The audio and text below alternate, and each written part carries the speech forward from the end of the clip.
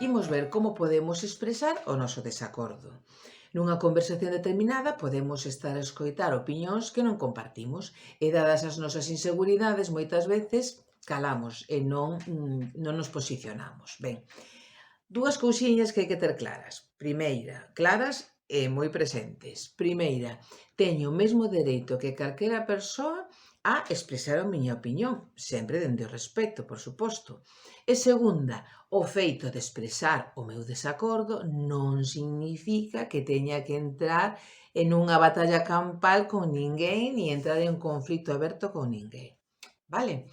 Entón, o noso obxectivo é, nun momento dado, posicionarnos e expresar esa opinión que pois, é diferente da persoa que está a falar, vale?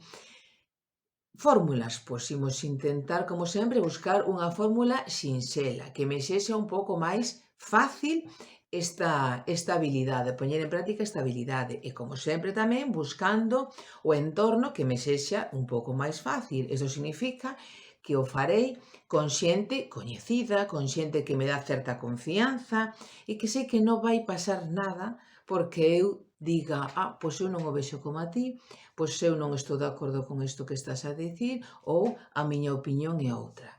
Fin, son fórmulas verbais, cortiñas, e que creo que son de fácil abordaxe e que non supón maior cousa que esa, que é o expresar a miña propia postura.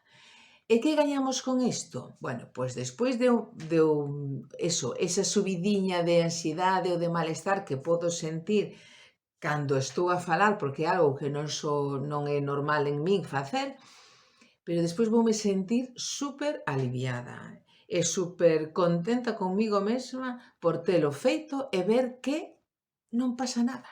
Que o teito sigue no seu sitio, o chan sigue no seu sitio e as miñas amizades ou a miña familia siguen aí e non vai pasar nada.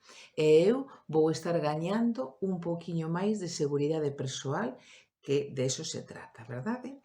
Así que veña, ánimo e a traballar e practicar.